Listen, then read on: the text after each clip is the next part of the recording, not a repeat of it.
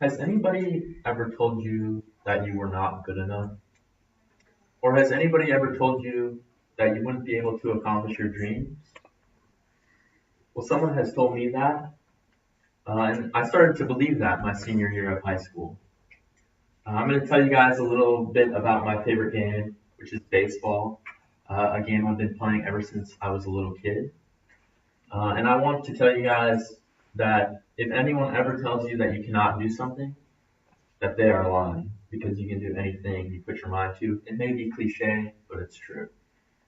So when I started playing baseball, I was 3 years old.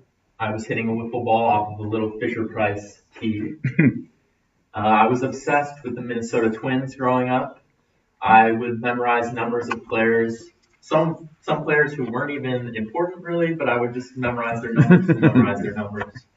My favorite player at a period of time was Shannon Stewart, who most people don't even know. His number was 23.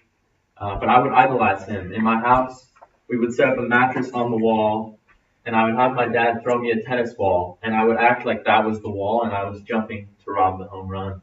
I would crash down onto the wood floor time after time. And then moving into organized baseball, I played at a park called Bennett Family Park. It was some of the greatest times I've had while playing baseball. It was a sense of community. And I started by playing for what you would call like an MLB team. So I was on the Dodgers for a year. I was on the Yankees for the year. And that was a really big deal to me. I took it really seriously.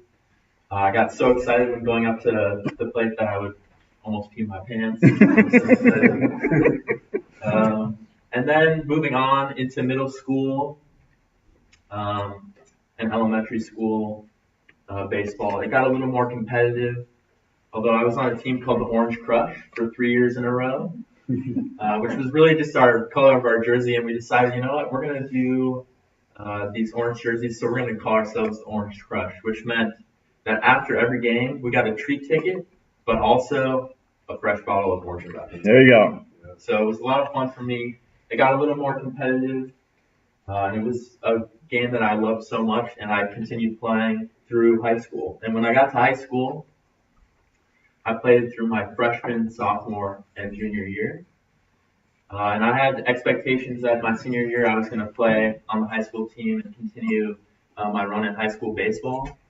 But at that point in my career, I started to realize that I didn't want to keep playing. I was hoping for practice to be canceled because of the weather. And when I was a kid, living in Minnesota, the time when baseball came and the snow melted, I was super excited. And when I was in high school, that really was never the case.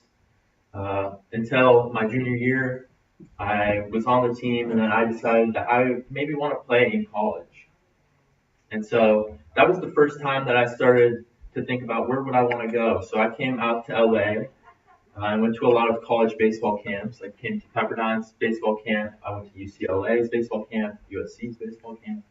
And I got really excited about the idea. When I got back, I talked to my high school coach about my dreams and aspirations to play in college. And he really told me it wasn't going to happen, or he was telling me that he was kind of just shaking off my dreams. And what that meant to me and for that period of time was really tough. In my senior year, I got cut from the baseball team.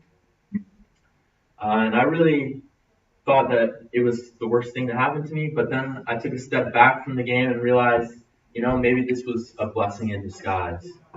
And so what I'm here to tell you guys today is that tomorrow at 1 p.m., I'm going out to try out for the Pepperdine baseball team. All right. And I'm going I don't necessarily feel the need to say I need to make the team, but I'm going and I'm going to try, and that's what matters. Because the people that tell you that you cannot do something in life are wrong.